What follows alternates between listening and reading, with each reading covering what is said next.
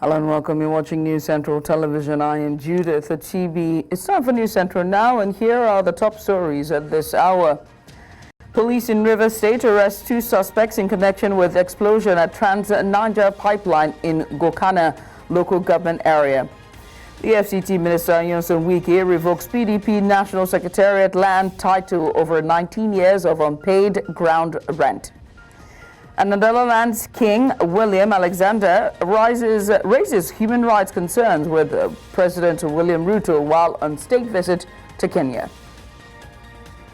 Details shortly. And let's begin by telling you that the Rivers State Police Command says its officers have arrested 2 suspects in connection with the explosion that occurred at a section of the Trans-Niger pipeline in the Bodo community, Gokana local government area of the state.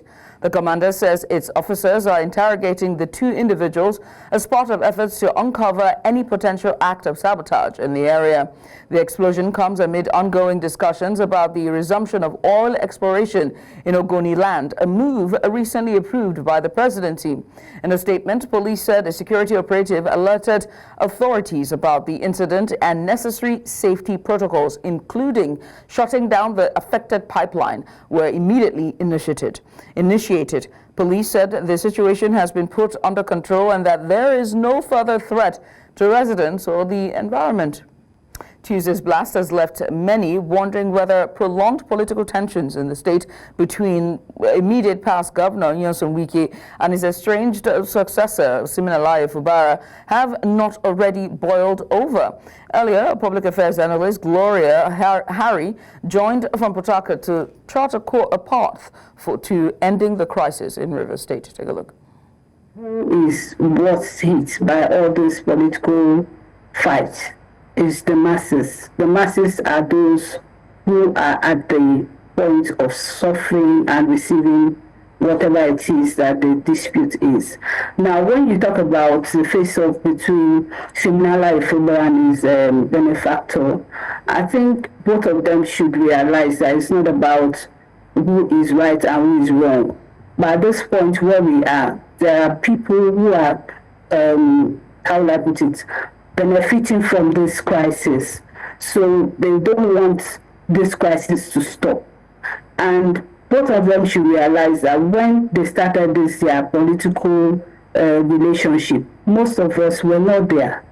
And whatever led to what has happened, it's about this is what I want, this is what you want. So I think the president should step in at this point, because if he does not step in, some unscrupulous elements could just catch in on it and cause disaster. Like we're saying, this pipeline explosion, we don't know if it's vandals have done it or who has done what. But, people are just catching in. People are trying to benefit as much as they can from what is happening. And it's not in the interest of the state.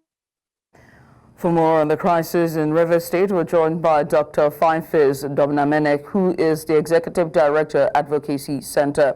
Fineface, thanks so much for joining us. Let's just get started. What exactly happened at Bodo today? Fineface, are you there?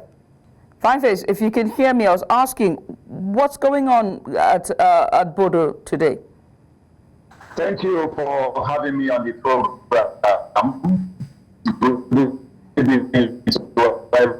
Wow.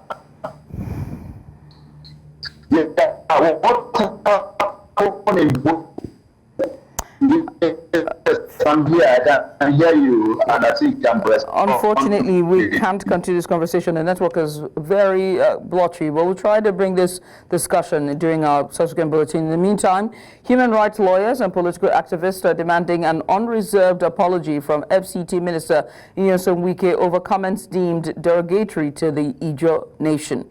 The call follows Wike's recent remarks where he allegedly referred to the Ijaw people as a minority and linked them to criminal activities, a statement that has sparked criticism over ethnic representation and national unity. During a press conference in Abuja, prominent legal and civil rights advocates, including Deji Adeyoju, Maxwell Okpara and Marshall Abubakar condemned Wike's remarks, urging him to retract his statements to prevent further ethnic tension. They highlighted the Ijaw people's significant contributions to Nigeria's development, rejecting any suggestion that they are a marginalized minority. It's important to note that even in Rivers State, where the Honorable Minister comes from, the Ijaw nation occupies about 12 local governments in the state. 12 local governments. You can do your fight with Governor Fubara without ridiculing the Ijaw people. Just like if anybody wants to do their fight with a Yoruba man, or a Hausa man, or a Fulani man, you don't need to bring the issue of their ethnic nationality into the struggle. Mr. President, please, we are calling on you to come in. First of all, asking to apologize. And if the issue, the president failed to address the issue now, it may lead to something else. When you are addressing the press, you choose your words. You are not only a governor, you are a lawyer. You are not only a lawyer, you are a member of a body of benchers. If you are going to do your politics, you can do your politics without necessarily attacking the nation. What he owes us at this stage is not a denial of what he has said on tape. What he owes the Ijaw nation is a categorical apology for his errors he has made. To err is human, to forgive is divine. He's not above mistake. All of us are not above mistakes. But the moment you make a mistake as a man, owe up to it. Joining us now for more on this is Alistair Wilcox, who's a public affairs analyst, and he joins us live for more updates. Alistair, let's just get started, shall we? We've seen that press conference and excerpts from it. Does the minister owe the Ijaws an apology? Well, thank you for having me. It's rather interesting times we are seeing, and for me, I will simply say sorry to the Ijaw nation, sincerely. I will say sorry on behalf of the minister, not because I'm a president for the minister, but that the level to which the Ijaw nation brought themselves in with the kind of policy that they played is what has thrown up a Wike, a Nyesom Wike, that is now an albatross to the Ijaw nation. I don't believe in tribalism, sincerely. Most of you know me. I don't like discussing tribal issues because as far as I'm concerned, humanity comes first, and the nation comes far above every other minute or microcosm that companies that make up the nation. But when they get to this point, then we must be able to put issues clearly. I think the minister has drunkenly overstepped some of his bounds, and because he has a lot of people behind him. You know, when they say you see a bird dancing at the middle of the road, there is the drummers that are in the bush drumming for the bird. And so Minister Nyesom Wike would not have been emboldened to be doing all that he's doing, creating all the problems he's creating, insulting all those he can insult, destabilizing those he can, without there being a backer, somebody backing him up. You saw what happened in Abalama when the police had gave him, all the police and the army and other agencies gave him unfettered access, and then disrupt the other group from having their own program. So you can discover that the man is not speaking on himself. He's not just doing this by himself. He has a very strong backer, and the powers that be are the ones that you should blame. First and foremost, how did the Nyesom Wike prop up? It just made him what he is from when he became a governor. How did he sustain his legacy as governor for 8 years? Of course, like they've said there are about 12 local governments in Rivers State that is purely Ijaw local governments. They gave him. So now that he has the emboldened to insult everybody, including anybody that says anything against him, you can know that he's coming from a position of strength, with some people backing him and backing him clearly.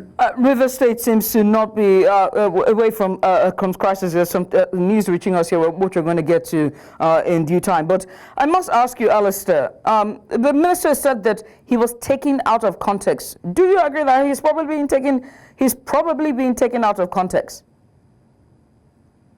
The minister cannot claim to be taken out of context. We've known the minister for long. He's a man that speaks anyhow he likes. There's no context here. You've seen him even indict people. Remember, I don't know if sometimes the press forgets a lot of things. When Mr. Wike was giving Thanksgiving after his victory at the Supreme Court during his first term, what was it? Who are those he indicted? He indicted Emerodili as those that helped him, because Emerodili was sitting at the Supreme Court, that those that helped him in his victory. I mean, he has indicted a lot of people through his speaking. So he cannot come and claim out of context, because that has been his method and characteristics of speaking. And of course, if you look at it critically, his group, even the assembly member, they are full of denials. These are people that came in the open, read letters of their defection, went ahead to carry the APC flag, went ahead to attend APC receiving party, and then at the end of the day, they are not telling you they did not decamp. So is it the kind of people that you are going to take seriously? Is it the kind of people that we are breeding as a nation? So the minister cannot claim to be taken out of context. He is like that, and he speaks the way he wants to speak because he believes there are no repercussions. And of course, I can tell you for free, there will not be any repercussion. He will get his way. He has told you that he has not lost a fight. He will get his way. This is a man that claimed publicly that he knew the Supreme Court was going to destroy cancel the local government election. Is that an indictment?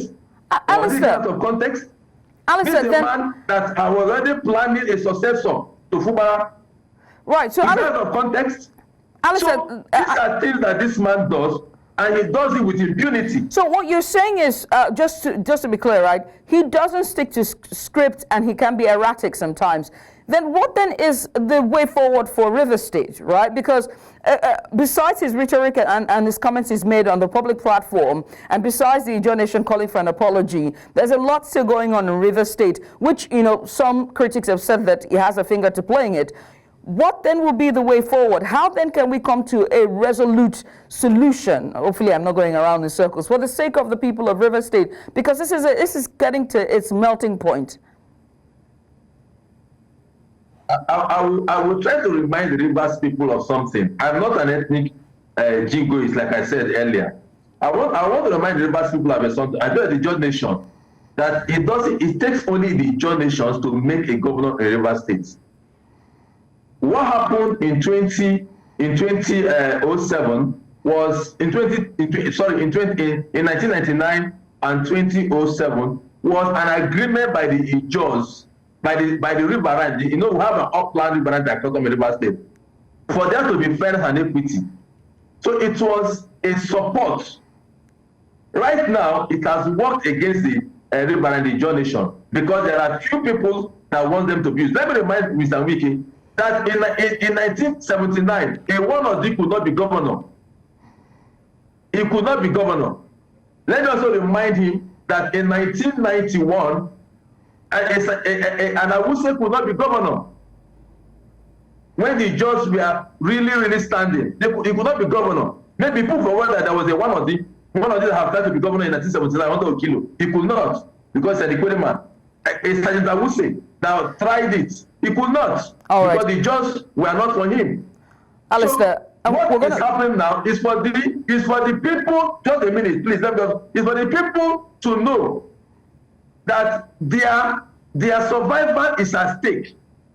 Because if at the end of the day, Minister Wike wins this fight, wins this war, River State is gone. Speaking of River State, we need to put a pin on it because we're about to bring you some breaking news.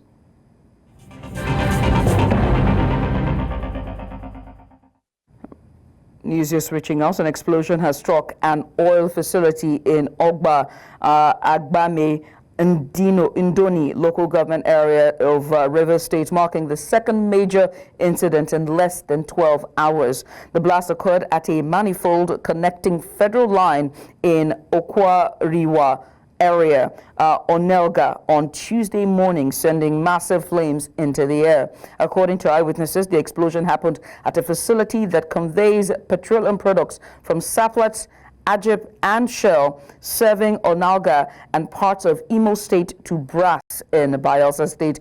It was gathered that the facility is located at a distance from residential homes, minimizing the risk of casualties. So we do not know the case of casualties at this time. Now, this is the latest explosion that comes on the heels of a similar incident at the Trans-Niger pipeline operated by Shell Petroleum Development Company, that's a SPDC, which transport oil to Bonny Terminal. The Rivers State Police Command has confirmed that 2 individuals has been taken in for questioning in connection with that, the first explosion that happened earlier yesterday. While the cause of the blast is yet to be determined, the police are working to uncover the circumstances surrounding the incidents. If this continues, the Nigeria oil sector is in great risks, given the fact that oil is the major aspects of our export. That's for certain. Again, just breaking news, another explosion has struck an oil facility in Ogba, Egbema, Ndoni local government area of River State, marking the second major incident in less than 12 hours. Mr. Fineface.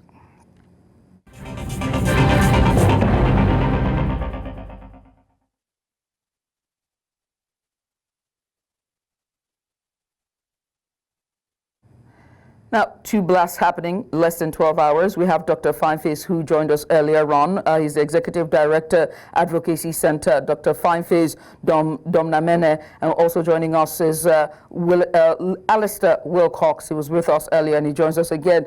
A second blast has now happened. Dr. Fineface, what exactly is going on in River State, and what does this mean for the Niger and our oil exports? Thank you very much. I think the incident in the explosion we had, yesterday breaking today in the Guni area, Budo community on the Trans-Niger Delta pipeline to be specific, had an explosion that locals have attributed to alleged activities of illegal refinance in the area. A lot of people have attributed that explosion to threat by some boys in the creeks in the Niger Delta, who promised to blow up some pipelines in River State and around the Niger Delta as a result of the political crisis in River State. But I dismiss anything that has to do with associating the explosion in Bodo community with the explosion, with the threats of the Niger Delta, some Avengers, or let me say the Creek boys, here. But this new explosion that has been reported from the Ogba Egbema local government area now can be attributed to, the threats of the political crisis in River State. And if this has occurred, as we have now experienced in Onega, less than 12 hours after the incident, that within the next 12 hours explosion and blast of pipeline, in the Niger Delta or parts of River State as a result of the political crisis. So, why I can attribute what has happened in Onega to the threat by the Creek boys, I will say that what happened in the Ogoni area cannot be associated with that particular incident, because the Ogoni people, they are different ethnic nationality. They have no issues with their Kalabari brothers or with their Job brothers or with the Kweri brothers, who are the major parties in this political crisis in River State. So that is where I will say that the Onega incident associated or may be associated with the Creek boys threat, while the incident in the Ogoni area was as a result of the regular OSP explosion that we normally have. Right. Let's come to you, Alistair. Less than 12 hours, your take. Is this in connection? Is this a spillover of the political crisis? We're seeing a second explosion. What do you say? The first explosion, I will have dismissed it. I will have dismissed it as just a coincidence. Because like the gentleman have said, well, the organism seems not to be drawn, even though everybody in River State now is political. So I would have naturally dismissed it as maybe just a coincidence or something that has to do with normal criminality or so. But like you also said, with this second explosion now at Ogba Egbema, one is beginning to tie in a few other things. And I would not for one say it might just be the Creek boys. Maybe it's, look, you can never tell what happens in River State. Maybe it's also the other party that is trying to do a kind of a counter-insurgency, create a problem and find a solution. So there's a lot going on. But you see, the problem now is this. like everybody is saying, who is the ultimate victim in this whole saga? It is not just on Wike. It will never be Sim Fubara. It will never be Martin Samegule. It will never be any of those characters that are jumping around, hailing the minister, or those that are in support of the governor. It is the day-to-day ordinary man on the streets of Rivers State. Not just Rivers Indigen, all those on the streets, because now businesses will be affected. If you block Shell pipeline, Shell will spend money, NNPC will spend money to fix those pipelines. And at those times, there will not be oil. And it will not be, if it is truly an action that has to do with the current crisis, then it will not be limited to Rivers State. Bayelsa State will be affected. Delta will be affected. And you never know if you get to Akwa Ibom and other places. And then it becomes, we'll now go back to what we have left before. So this thing, the people have forewarned that there are potential for this. Anything. Look, as far as I'm concerned, nothing, nobody's ambition, nobody's defense, nobody's political survival is what a barrel of oil that comes to Nigeria. A barrel of oil, wasting a barrel of oil that is due to the government of Nigeria, this country. Nobody's ego, character, ambition is worth it. And that is why people are calling on the president to stand up. Because all this while, people have seen the president to be tilting towards one side. That is the perception of a lot of people. Across the spectrum. So now, if anything blows up River State, who will ultimately lose? The country, because every 1 barrel of oil that is lost, 1 barrel of oil is lost. 1 barrel. You know what that will mean?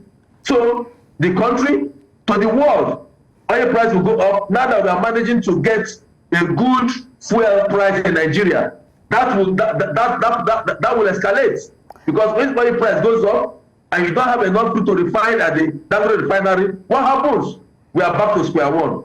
So the whole thing now puts on the president's table if he wants to save this country and save all the humanities that will be affected in this country. It baffles me that I mean, I've had this conversation since 3 o'clock and maybe the entirety of this week, and with critics and commentators, and it seems to be that we are the only ones who are talking about the people who matter here, and that is governance and the people of River State and at large Nigerians.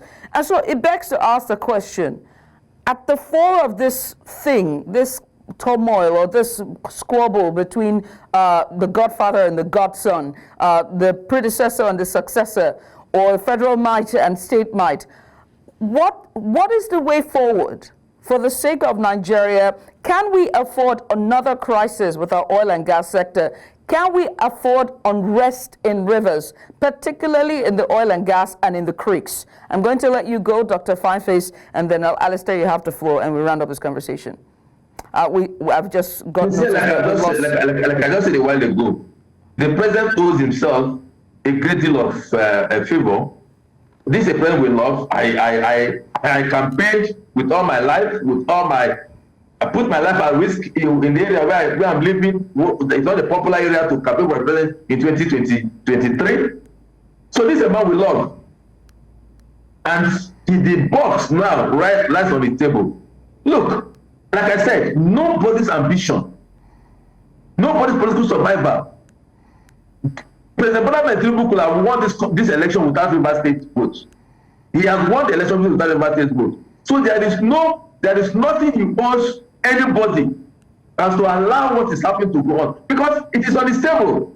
And I said it, 1 barrel of oil lost.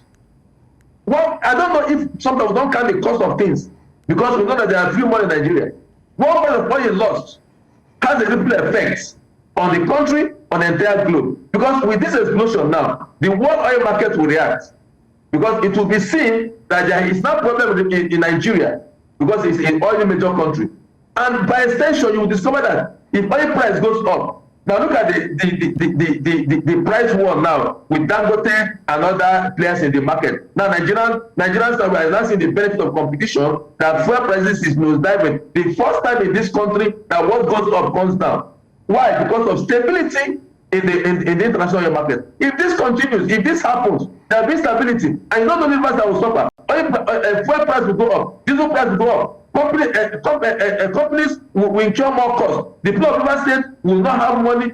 So it's a whole chain of events. And who do you think? How do you think it will just be managed? You think they will go home and rest? Okay, even if you impeach Fubara today, you think people don't go home and rest? So the president owes himself a great deal of favor to call the parties now to have a meaningful and sincere action in resolving this issue. Look, he's the president of Nigeria, for goodness sake. He's not the president of Jason Wiki or the president of APC or Zero. He's the president of Nigeria. And every part of Nigeria that should have a crisis is to his own disadvantage. And it should not happen under his watch. We have had it too much. We have had it for too long. That is just one aspect. We are not seeing just one aspect. You know what they went to in River State? When courtesy, when all kinds of things was going on. You want us to go back to that thing and then avoidable loss of lives. Avoidable loss of life. Because when this starts now, when this trouble starts now, lives will be lost. Innocent lives will be lost. I come from River area of River State. I come from River area. In those days, to travel between Port Harcourt and other River area is a problem. Now you want us to go back to that time, and then innocent lives will not be lost for the crisis of people that cannot sit down and resolve issues maturely. Innocent life, it will be their own life, not their children's life, but the innocent life of the man on the street. So therefore, the only key to all this now is for the president to come in and put the brake. Now, because that is the only favor he owes himself. And if he stops giving Wike whatever support Wike is getting from the army, from the police, from the DSS, I think the man will reconsider his stance and know that the game is up and there needs to be peace in River State. Now, that is just my humble opinion. Jog my memory here, and hopefully Cyril can also help me jog my memory. Didn't the president call Wike and Fubara to sort of be an intermediator between the two? And Fubara said that there was a meeting, and Wike seemed to not be holding his own end of the bargain. Dr. Fineface, if you're there, respond to that. The way forward, was there a meeting earlier? Can the federal might step in to sort of quell the tensions and bring normalcy back to the riverine areas? In the stage that we are now in the political crisis in River State, federal might can no longer do anything because the Supreme Court have made a pronouncement. Federal might may have been able to resolve the issue from the time it started. And I believe that the point of bringing in federal might was when Mr. President invited parties to the political crisis in River State. And they arrived at the 8-point agenda that part of it was implemented by the governor. And some were not implemented, like the representation of the 2024 appropriation bill of the state, which the governor insisted that the passage of that bill by the Edison Ehie-led House of Assembly at the time was valid. At the stage we are now, federal might cannot do anything again, because we are not in a country where the president can use its power to issue some executive orders that can override the constitutional provisions. We are now at a constitutional stage of this conflict because the parties to the conflict have allowed it to degenerate from when people could intervene into the matter, when the presidency could intervene into the matter, and all of those things were done, but it never worked. So now what we have in operation is the Constitution of the Federal Republic of Nigeria through the Supreme Court, which is the ground norm. So with this level we are now, I think it will be difficult for political resolution or any other resolution because all parties to the conflict, especially the governor of River State, will now have to implement the Supreme Court judgment together with the cooperation and support of the State Assembly. But what we are seeing now is that the State Assembly is frustrating the governor's ability and efforts to implement the Supreme Court judgment. And they are insisting on impeaching the governor. That is why you see some of these things happening. Because like I said, the current explosion, I must attribute it allegedly to the political crisis in River State. And in the next 48 hours or thereabout, or even less, we may have more explosion because they have been challenged to the extent that People at the presidency, including the FCT minister, have said the joint nation cannot do anything, the youth cannot do anything, and the governor could be impeached, and nothing will happen. So I think they want to send a signal to the presidency. That is what we are having now. Well, I mean, all eyes are on River State and mostly the riverine areas, and we just hope that the communities around there will definitely just not be in the crosshairs or the crossfires of just two mites or whatever it is that is going on there. But gentlemen, I must say thank you for taking out the time to join us. Thank you so much for coming on. Thank you, Dr. Fineface Donam, as well as Alistair. May God bless River State indeed. Let's go on our short break, shall we? Our very first break. When we return, FCT Minister Venâncio Mondlane seems to be in the news these days, and this time he is revoking the PDP National Secretariat land over non-payment of ground rent. And we have the details just after the break. Join us again.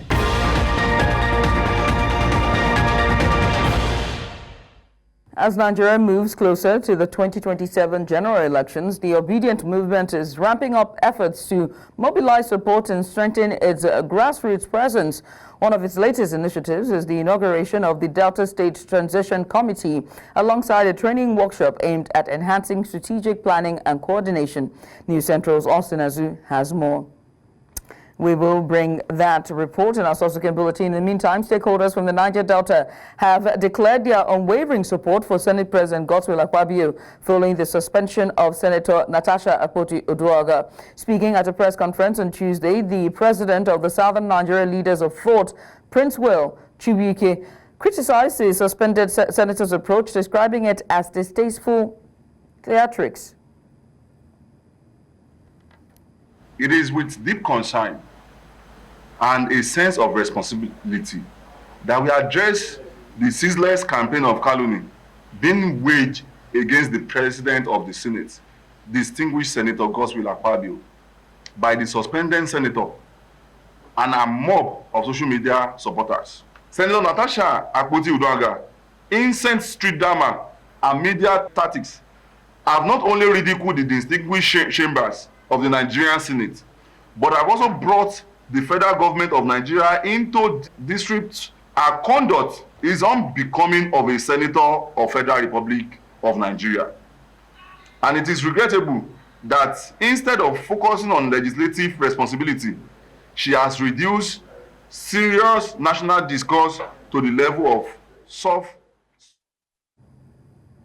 Chibuike also emphasized that the people of the Niger Delta region stand firmly behind the Senate President. In the light of these developments, we, the Southern Nigerians leader of thought, unequivocally declare our full support for the Senate President, the distinguished Senator Godswill Akpabio.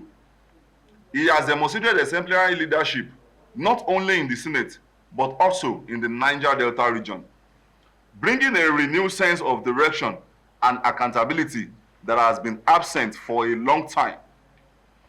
The Niger Delta region stands firmly with you, Mr. Senate President. We recognize and appreciate your effort in fostering development and stability. We assure you of our unwavering support.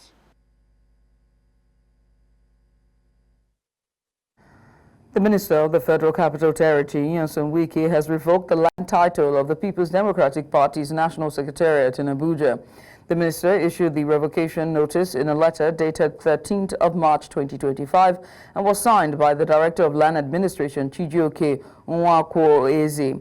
According to the letter, the opposition party has failed to pay its annual ground rent on the property for 20 years from 1st January 2006 to 1st January 2025, despite repeated notices in national newspapers and electronic media urging it to settle all outstanding bills. The minister added that the FCT administration will immediately take possession of the PDP secretariat until all bills are settled.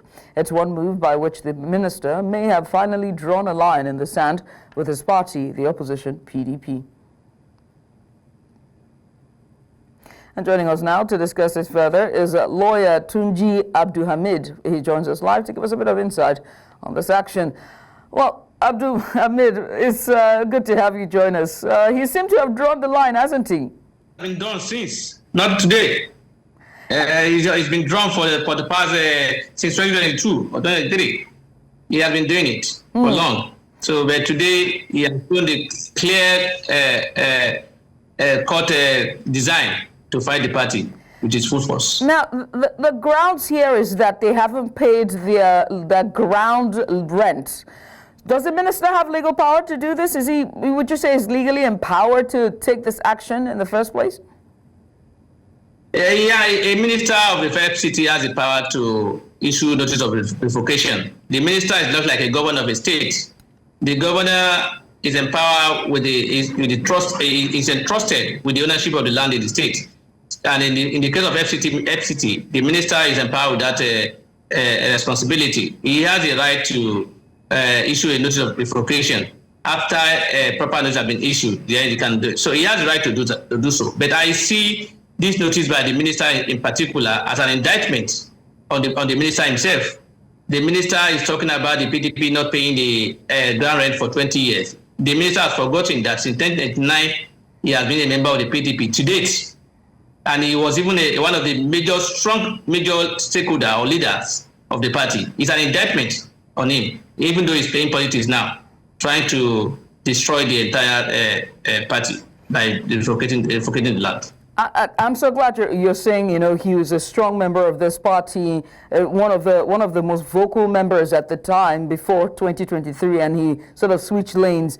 We'd seen him being a strong member and, all the way back, and now this is dating since 2006.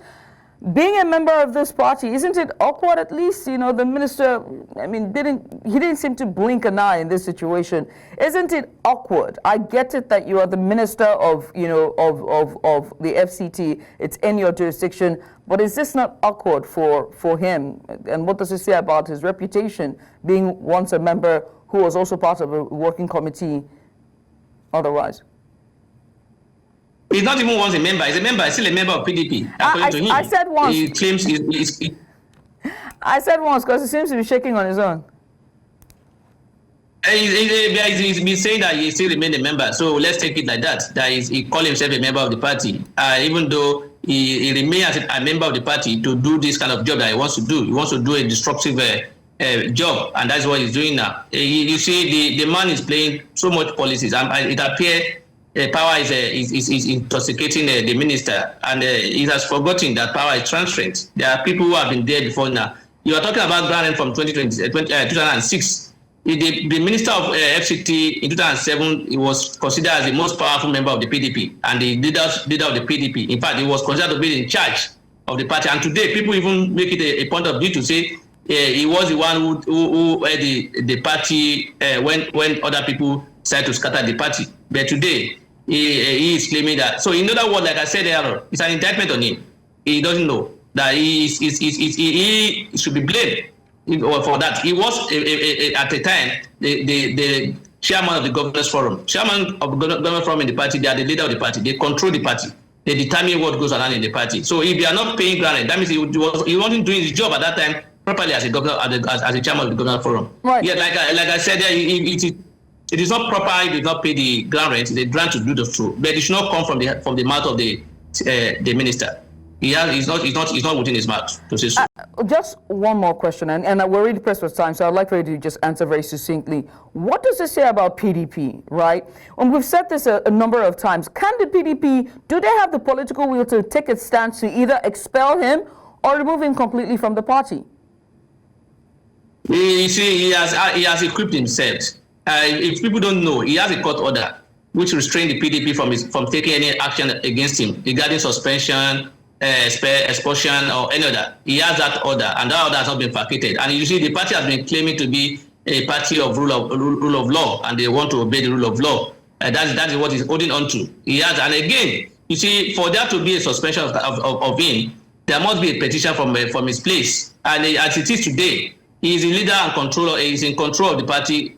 Before now, 100%, but now it's at least maybe 30 or 20% have been taken away from it. So in that regard, nobody will have the mind to do that from his party, in his state, River State, and that has been the problem. There must be a petition against him to that effect. Even if there's a petition today, like I said, there's a court order banning the party from taking any action against him. He seems to know the law better. I mean, that's his profession. But Tunji Abdul Hamid, you also know the law as well. So He's playing the game in a bad way, trying to just destroy the party, and that's what he's doing. And you see, it's a pity that in this country, when we praise leaders, we don't praise them for being a good, they know how to govern. We praise them for being able to maneuver. It's not a good omen for us. Isn't that our system in and of itself? They have to be the sharp guy to know how to maneuver. But anyway, I must say thank you, Tunji. Thank you so much for taking out the time and being patient with us. We appreciate you for coming on. Thank you for having me. It's my privilege. Thank you. Let's move now away from Nigeria as we move on to outside Nigeria, Mozambique, this time Maputo, where at least 2 people have been killed in Maputo, the capital of Mozambique, after police opened fire on demonstrators during a demonstration led by opposition leader Venâncio Mondlane. The violence erupted as Mondlane called for a national shutdown, protesting alleged election irregularities following his second-place finish in October's presidential election. Local civil society groups confirmed that police used live ammunition, with one witness claiming that officers pursued and shot one victim. The clashes have intensified concerns over the government's crackdown on dissent, with reports indicating that more than 350 people have been killed by police during months of demonstrations.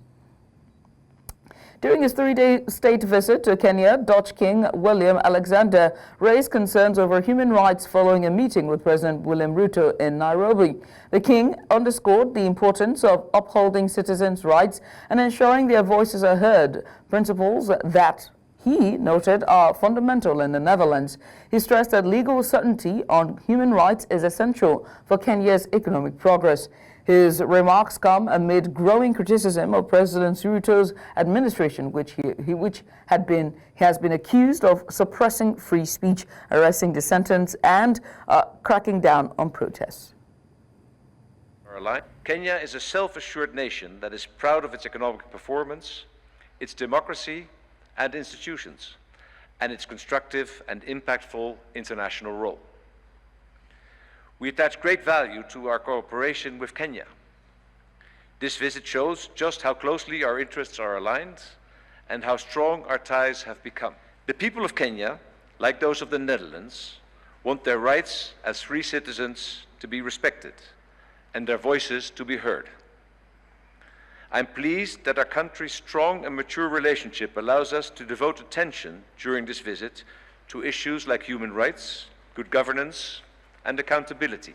This visit provides an invaluable opportunity to strengthen existing collaborations, explore new frontiers, and accelerate mutual investment for shared prosperity. Our discussions also focused on deepening cooperation in climate action, regional security, and people-to-people connections, particularly in education, tourism, and women's empowerment, ensuring that our collaboration aligns with global sustainable development goals and Kenya's national priorities.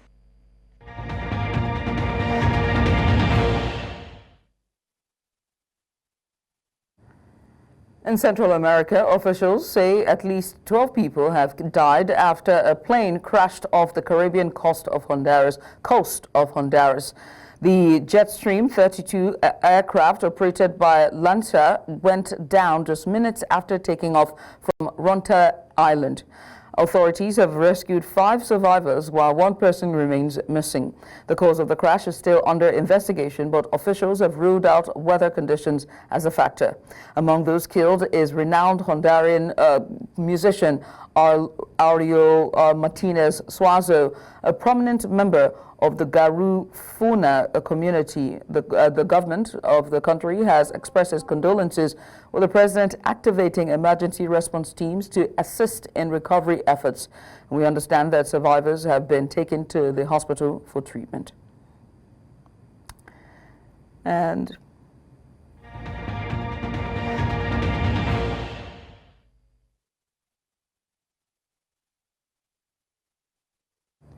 two Amavubi of Rwanda players, Fantina Umburanga of Ryan Sports and his younger brother, Yunosi Omborayaga, who plays for APRFC, were excused from camp on Monday following the death of their father. According to the Rwanda Football Association, the siblings trained with the squad on Monday before departing in the night after they were informed their father died earlier in the day. The two players, who are defenders, share the same father with former Ambavubi star Abuba Simbo Mana. 28-year-old Fitina made his debut for the Amavubi in 2013 and has 59 caps, while 23-year-old Yunusa got his first call-up for the 2026 FIFA World Cup qualifiers against Benin Republic and Nigeria's Super Eagles.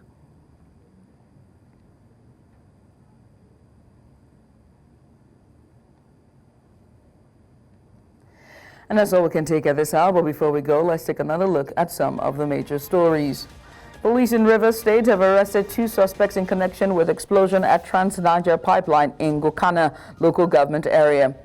The FCT Minister, Venâncio Mondlane, has revoked a PDP National Secretariat land title over 19 years of what he's officially described as unpaid ground rent. And we also told you that the Netherlands King, William Alexander, has raised human rights concerns with President William Ruto while on state visit to Kenya. Do remember that you can send us your eyewitness report to the WhatsApp number now showing on the screen. And while you're at it, make sure to follow us on social media. We're at News Central TV. You can always watch News Central live on DSTV channel 4221, Star Times channel 274. We're also on GoTV channel 23, and also find us on Avo TV and stream us live on YouTube. Many thanks for watching. I am Jude.